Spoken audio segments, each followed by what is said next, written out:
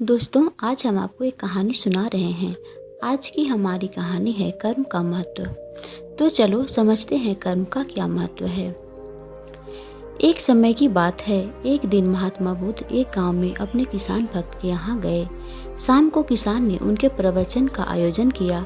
बुद्ध का प्रवचन सुनने के लिए गांव के सभी लोग उपस्थित हुए, लेकिन वह किसान भक्त कहीं दिखाई नहीं दे रहा था।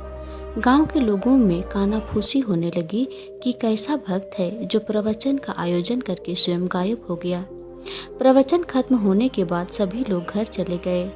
रात में किसान घर लौटा तो बुद्ध ने पूछा, कहाँ चले गए थे? गांव के सभी लोग तुम्हें पूछ रहे थे। किसान ने कहा, दरअसल प्रवचन की सारी व्यवस्था हो गई थी, पर तभी अचानक मेरा बैल बीमार हो गया।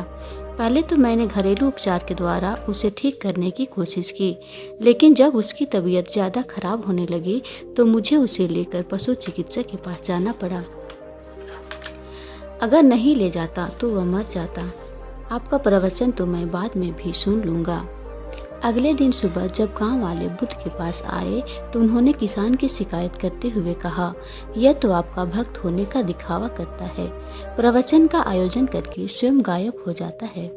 बुद्ध ने उन्हें पूरी घटना सुनाई और समझाते हुए कहा कि उसने प्रवचन सुनने के स्थान पर अपना कर्म को महत्व देकर यह सिद्ध कर दिया कि उसने मेरी शिक्षा को बिल्कुल सही ढंग से समझा है।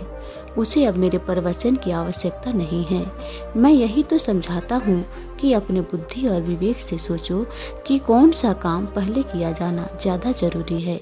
यदि किसान बीमार बैल को छोड़कर मेरा प्रवचन सुनने को प्राथमिकता देता तो उसके बैल के प्राण निकल जाते।